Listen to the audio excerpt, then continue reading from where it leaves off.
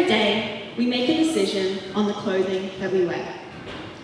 Regardless of how much time and effort we put into that decision, whether seconds of consideration or minutes of deep contemplation, the clothing we wear reflects our taste and personality in some way or another.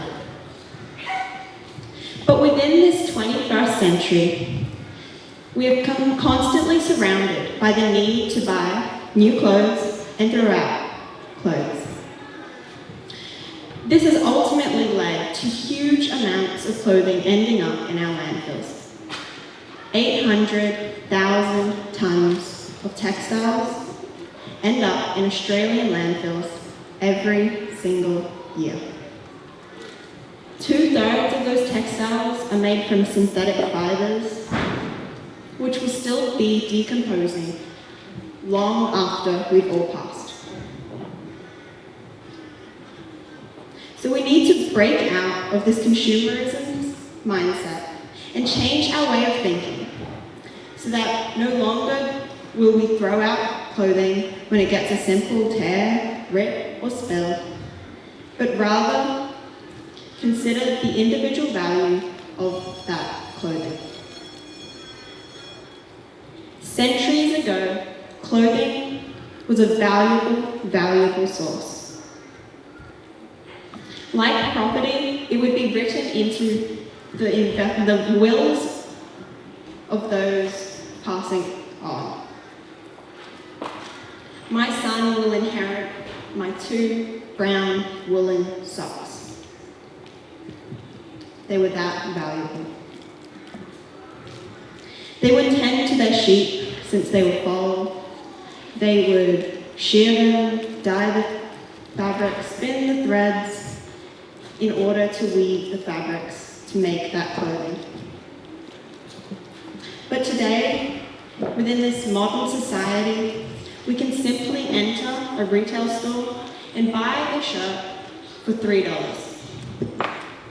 We've completely lost that sense of pride that those who had made their clothing or were passed on their clothing had.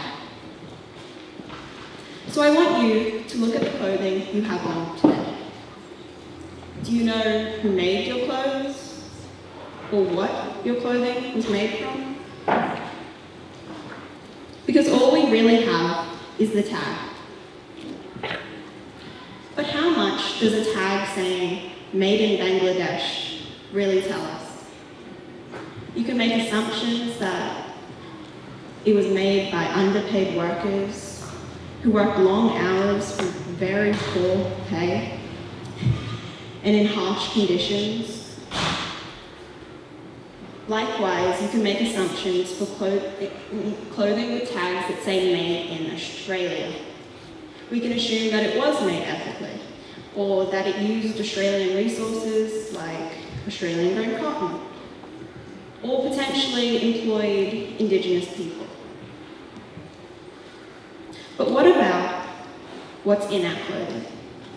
Our tags will say if it has 30% cotton, 100% polyester, or 10% elastane, but it doesn't tell us about the chemical dyes that were used to color it. It doesn't tell us about the pesticides that were put in while harvesting and growing that cotton. And it also doesn't tell us about how much petroleum was mined out of our earth in order to create that polyester. Because, who really looks at the tags on their clothing? We have completely disconnected from the roots of our society, and we need to tap back into the old methods of making and wearing clothes so that we can build a greater connection. This will mean that when we get a spill or a tear, or our clothing wears old, instead of simply throwing it out, we will consider the alternatives. So how would we add more meaning to our clothing? This is a question that I have been exploring for the past year. Before I even was thinking of sustainability as the question, I was questioning how can I add more individuality to my clothes. I wanted a sense of pride, just like they had when I wore my clothes. 4 years ago, I embarked on this journey of self-expression, with no idea that it would lead me to stand before all of you today to talk about my passion for making things with my hands, and my passion for sustainability. We had just gotten a brand new pack of huge Sharpies, and I had a pair of white shoes that were just begging for some inspiration and some creativity. It is these shoes that I have with me today that sparked that light in me to continue and to further explore different mediums. And before you today, I have brought a wrap that really demonstrates how much I've learnt over these past 4 years. Clothing is a form of self-expression that we all utilize every single day, but we are limited by simply buying at a store, and instead should look into new ways.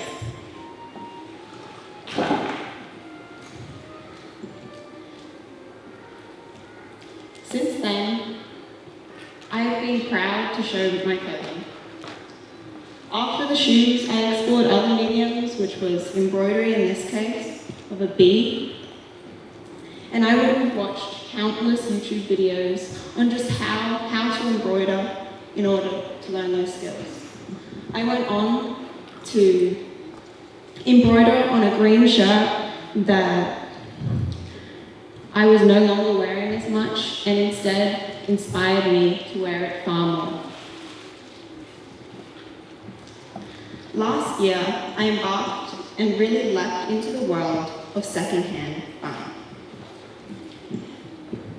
I would buy clothes that was far too large for me and went through ways of ensuring that they would fit.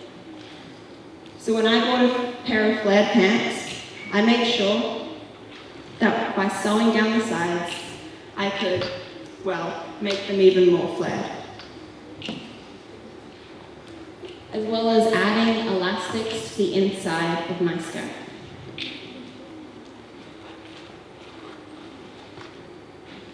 And no matter how absurd the ideas that I had were, I knew that if I persevered, I could achieve them. So when I saw a pair of large brown pants, and I had a dream that I could make them into comfortable baggy pants, I was able to do so by folding up the bottom of the pants, adding elastic, and further individualizing it by adding my favorite flower, a snowdrop, to the leg. And when second-hand stores even had their limitations, I went on to sew. I used clothing that I already was wearing as patterns for inspiration on how to make my new items. And so when I sewed the waistband of my skirt far too large, I added a clasp, which now works as its main feature. And when I grew absolutely frustrated by the fact that I couldn't fit a book into the pocket of my skirt or pants, I had to make absurdly large pockets for my next skirt. And so that is what I am wearing today. Skirt pockets that can not only hold one book, not 2 books, but 4 books. And I mean, who doesn't want that? So this has all worked for me and represents my style and my personality. But now I have to ask, what would work for you? How could you keep those pair of pants that you don't wear anymore out of landfill? whether they have a hole in them or have simply worn down?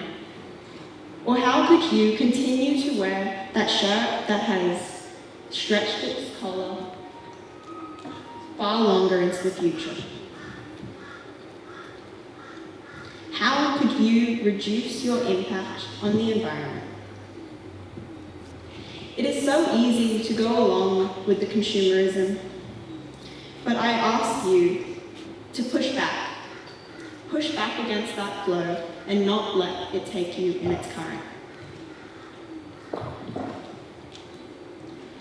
So I ask you to look at these 4 next points and buy less or buy secondhand. Learn how to mend and sew. Build connections with your clothing that will last, and make your clothing last longer. So, in order to revive your wardrobe and reduce your waste, I ask you to fashion a sustainable future for us all, built on your individuality. Thank you.